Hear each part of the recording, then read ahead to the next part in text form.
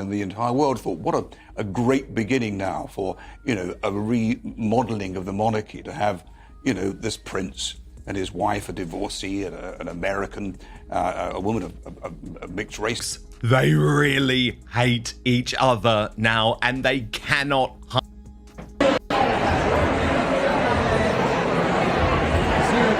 We'll see you upstairs. Hey, Harry. People think they've watched Prince Harry's story unfold in real time. The rebellious prince, the grieving son, the husband determined to carve out a life far away from palace rules. Face, you get here, mate. But on stage, when they knew everyone was filming on their mobile phones and taking pictures, it got even worse.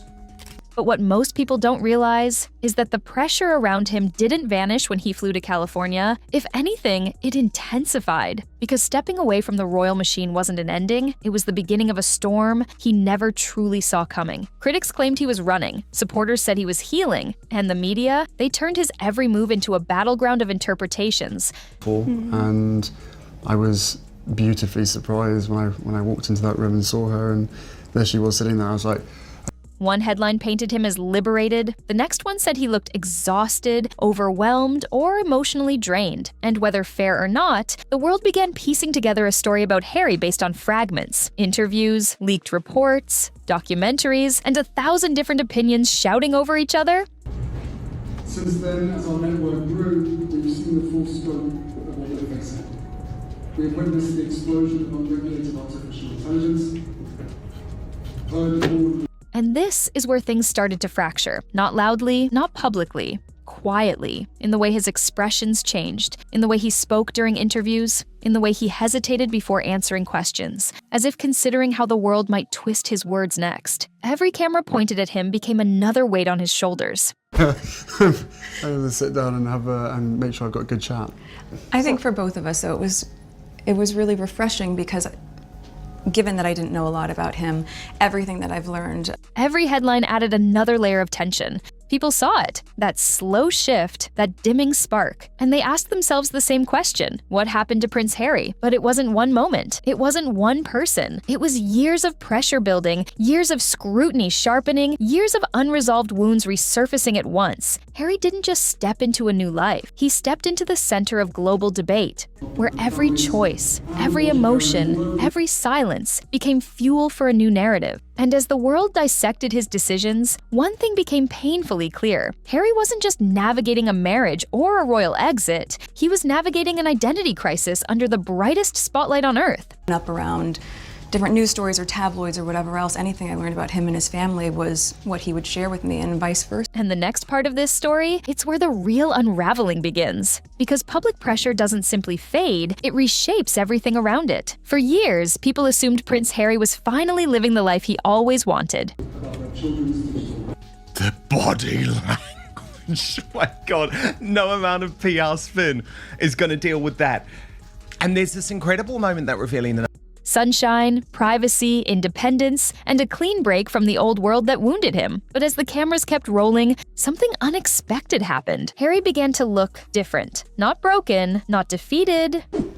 Authentic and organic way to get to know each other. And was that quite refreshing for you in the way that you've been brought up? Just changed. In a way that felt deeper than simply moving countries or starting a new chapter. Supporters said the change was from emotional healing. Critics insisted it was from emotional exhaustion. And the public? They watched interview after interview, wondering why the once fiery prince now looked careful, measured, almost cautious with every sentence. Harry usually introduces his wife. Not last night. And my God, Because the truth is this, Harry has never lived a normal life. Every emotion he expresses, happiness, frustration, sadness, becomes global content. Every silence turns into a headline. Every glance becomes speculation. And when he stepped away from the royal fold, that microscope didn't disappear. To be able to get to know someone. It just shifted. Suddenly, every public moment carried a second layer of meaning.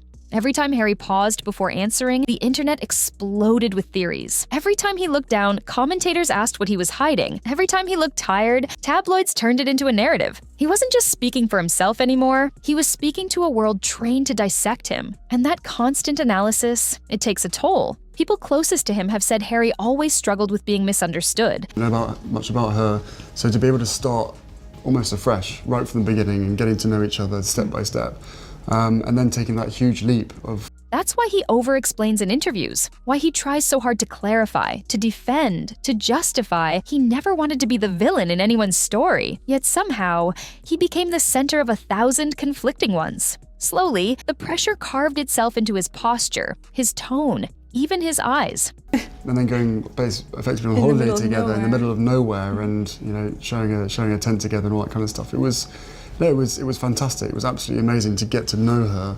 Not enough for casual viewers to notice, but enough for longtime watchers to see that sparkle begin to slip. And this was only the beginning, because what came next didn't just change Harry. It changed the narrative around him, the public perception, and the emotional landscape of his entire life. There wasn't a single explosion, no dramatic confrontation, no headline that spelled it out in bold capital letters. It was what everything expected, what everything wanted, to move the monarchy into the 21st century. And then suddenly, almost immediately, it collapsed.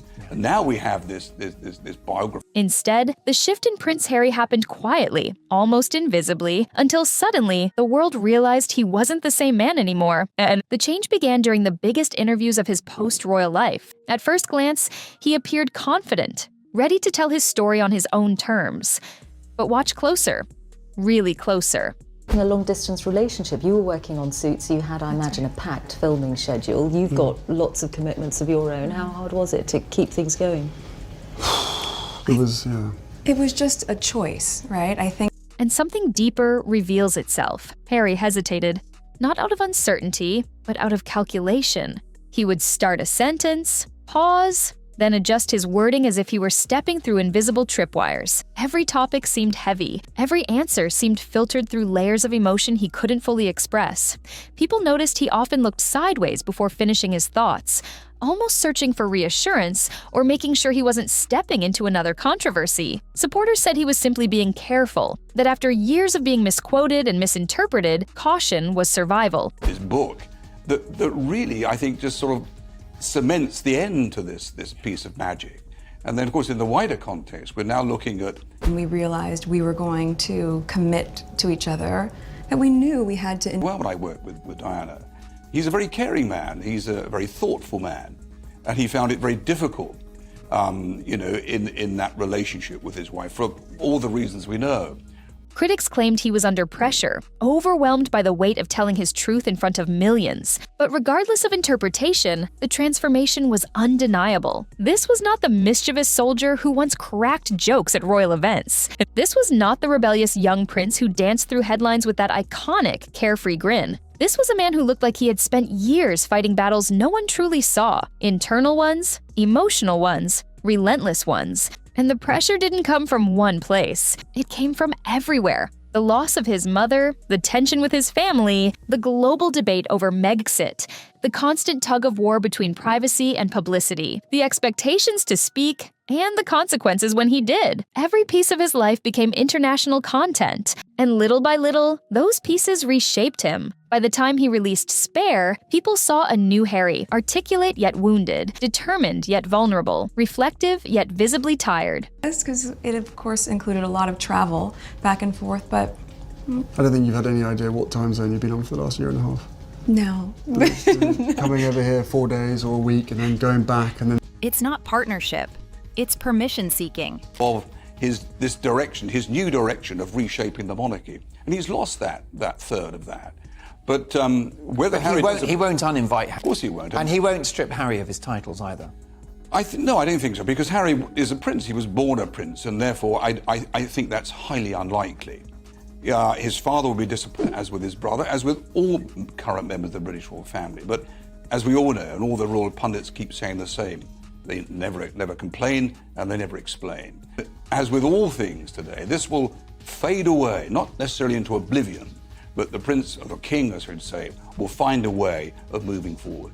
Yes, and I think actually keeping a respectful silence appears to be good for the profile of the king. Some praised his honesty, others questioned it, but nobody denied one thing. The man telling his story was not the same boy who once described himself as the royal family's spare. He had evolved, or, depending on who you asked, he had been pushed into a new version of himself. And just when the world thought they had finally understood this new Harry, something even more dramatic began bubbling beneath the surface. A tension not between Harry and the world, but between Harry and himself. Because the more he tried to redefine his identity, the more the past pulled at him, louder, heavier, more relentless than before.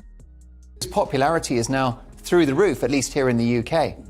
Well, it is. I mean, you know, the king has been about in the last week, although despite, you know, royal commentators and how many sort of people have looked at this and said, why on earth did you need to air this soap conciliations, you know, publicly? And there's one thing for certain, his father and his brother, you know, would be willing to speak. What the world never fully understood about Prince Harry is that his greatest battle was never with the monarchy, the media, or the criticism that followed him everywhere he went. His greatest battle was always inside himself. For years, he tried to outrun the shadows that shaped him, the trauma of losing his mother, the pressure of growing up in the public eye, the expectations placed on him as the spare, and the complicated mixture of loyalty, resentment, love, and duty woven into every royal relationship he ever had. Leaving the institution didn't erase those things. It magnified them. Supporters argued he was reclaiming his identity. Critics insisted he was losing it. But the truth sits somewhere in the middle, in a place Harry rarely speaks about directly. The emotional tug-of-war between the man he wants to be and the man he feels the world demands him to be. You can see this conflict in the way he tells his story. He wants to protect his wife. He wants to honor Diana's memory. He wants to defend his decisions. And at the same time, he wants peace. Do that, and indeed his wife, Meghan. Has he, in your estimation, because you know Harry well, has he been got at by Meghan Markle? Has he... You just wait till we're back at home. And we cannot do it without them.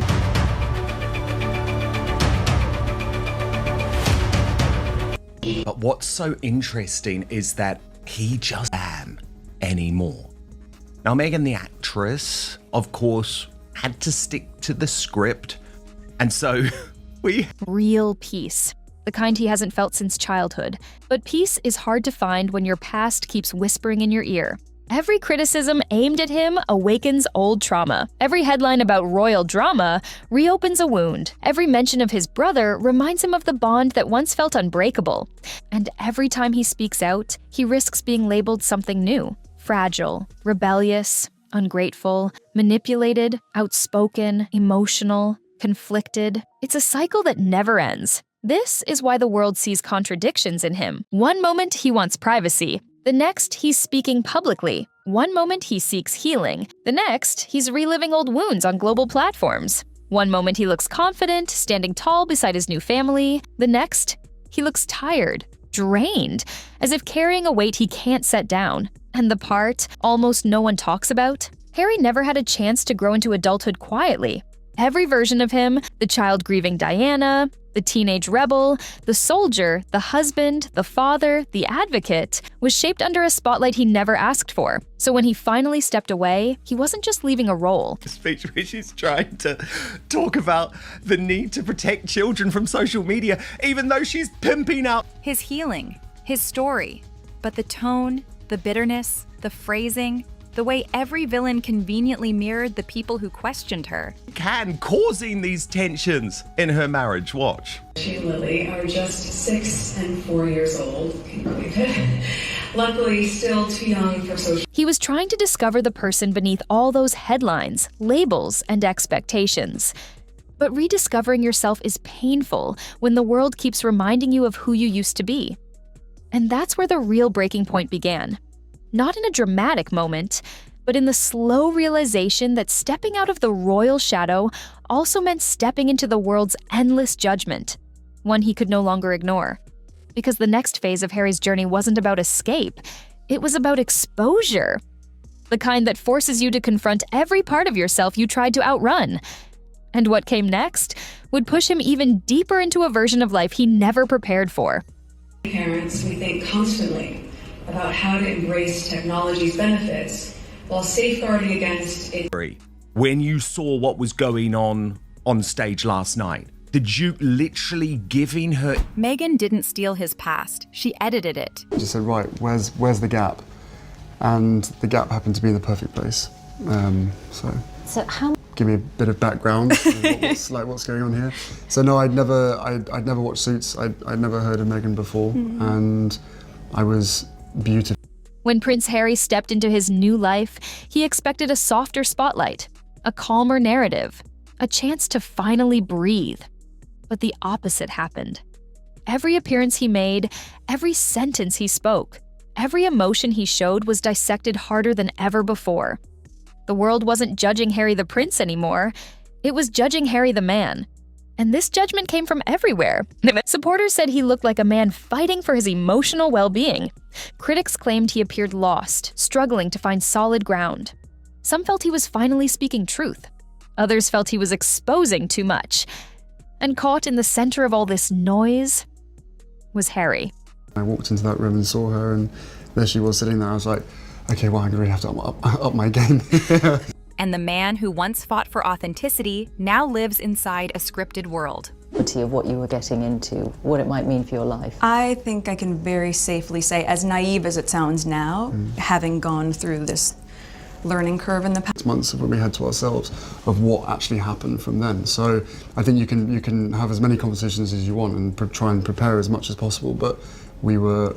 When Harry left the royal family, everyone called it freedom. So that was a really stark difference out of the gate, but and I think we were just hit so hard at the beginning with a lot of mistruths that I made the...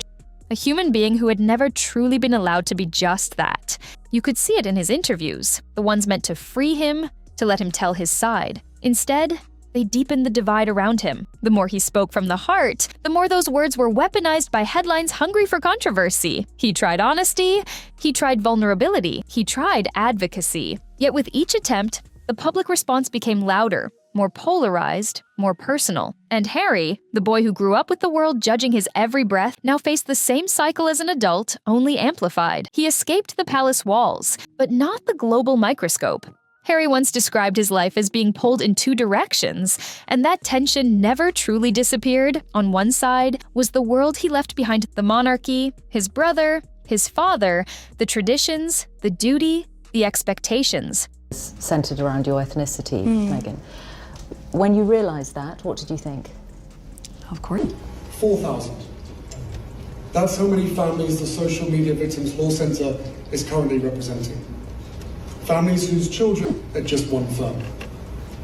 And that number represents only those parents who have been able to link their child's circumstance action is possible, who have the capacity to pursue it while grieving, and parents who found their way to help in the fight back against some of the wealthiest, most powerful corporations. On the other side was the world he built, a new country, a new identity, a new family, a new mission. But standing between these two worlds created a fracture no one warned him about. Supporters celebrated his independence. Critics condemned his choices. Both sides tugged at him, demanding explanations, reactions, statements, accountability. And the truth? Harry was exhausted, emotionally, mentally, publicly. And even after this, there may be no road to closure for grieving parents because these companies refuse to disclose their child's years ago. What are they now? This is a pivotal moment in our collective mission to protect children and support families in the digital age, and we cannot do it without him. He's just so boring. He's so completely boring. Every speech is exactly the same. I go back to when he spoke at the UN on Nelson Mandela Day. He just has to stick my fingers in my ears. He just drags on. And every speech, yes, it is a very sensitive subject. Yes, I do believe there needs to be more out there to protect children on social media. Of course there does. But a lot of it does come down to parental responsibility. Behind the polished photos and composed interviews was a man trying to navigate a level of pressure most people never touch in their lifetime. He wasn't just redefining his role. He was rebuilding himself from scratch while millions watched. And the further he walked into his new life, the more distant the old one felt. Not gone, just painfully out of reach. Because the hardest part wasn't choosing a new path. It was knowing that walking forward meant leaving pieces of himself behind, including relationships he once thought would last forever. It seems to be using people's grief to push this control aspect that he and Meghan want to do. They want to control the narrative. They want to control what's put out in the media. They want the problems. What are the solutions? Why is he up there collecting a humanitarian award? What have he and Meghan actually done? What have they meant new changes? A few PR stunts, a few photo shoots. What about a 24-hour art installation that was there long enough for them to film themselves, watch well to do a slick video, but not long enough for members of the public to actually go view it, so it could have had some sort of impact? If there was one bond the world believed was unbreakable, it was Harry and William. Two boys shaped by the same tragedy, standing shoulder to shoulder against a world that demanded perfection. But fame doesn't protect siblinghood.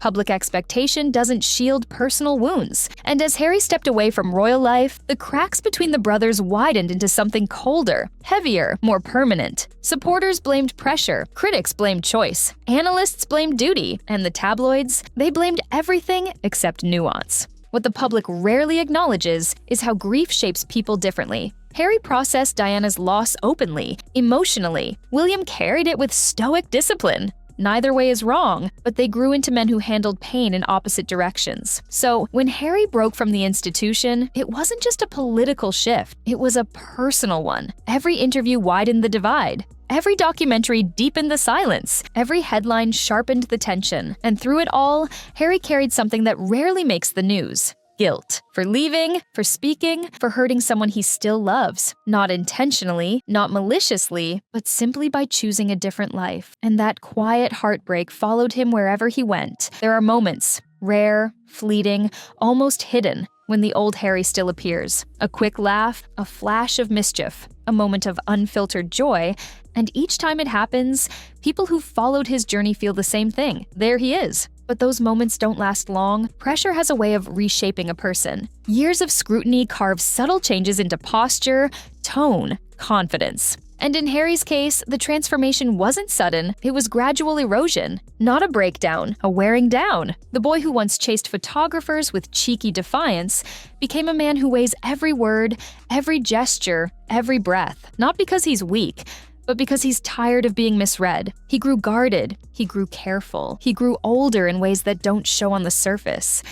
And beneath all of that, there's a truth the world rarely acknowledges. Prince Harry didn't simply change. He adapted, he adjusted. He evolved under pressures that would shatter most people, but evolution comes with a cost. In private moments, away from cameras, away from statements and speeches, those who know Harry say he wrestles with something deeper than public criticism, identity. Not the role he left, not the role he entered, but the person underneath both. He grew up in a world that decided who he was, before he even understood himself. Then, he stepped into a new world that demanded he explain who he was every time he opened his mouth. Caught between those realities is a man trying to rebuild from fragments.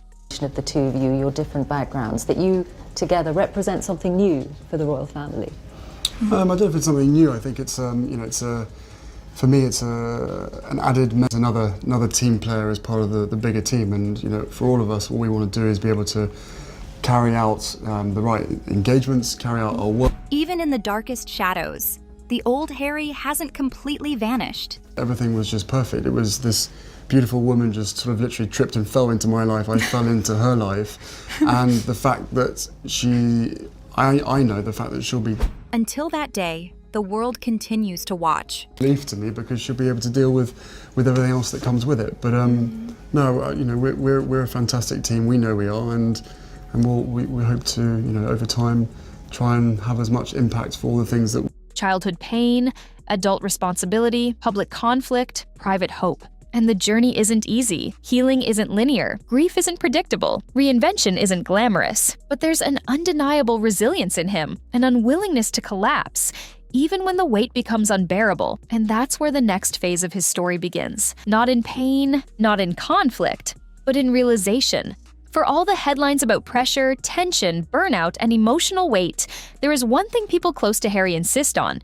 He hasn't given up. Not on himself, not on his family, not on finding a version of life that feels true. The world sees his exhaustion, his carefulness, his emotional weight. But beneath all of that, there is still a spark, quieter than before, but undeniably alive. every so often it breaks through the surface. A genuine smile, a moment with his children, a cause he still believes in, a memory that warms rather than wounds. And in those moments, it's clear Prince Harry isn't lost. He's rebuilding, piece by piece, choice by choice, step by step. The world might debate his decisions forever, but there is a truth no headline can erase. He is still finding his voice. He is still learning who he is. He is still fighting, not against anyone, but for himself. And someday, that quiet fight may lead him back to the parts of his identity he thought he lost. The brother, the soldier, the son, the man who once lit up every room. Because beneath the pressure, beneath the scrutiny, beneath the emotional turbulence, Harry is still Harry. And the world hasn't seen the last of him. Not even close.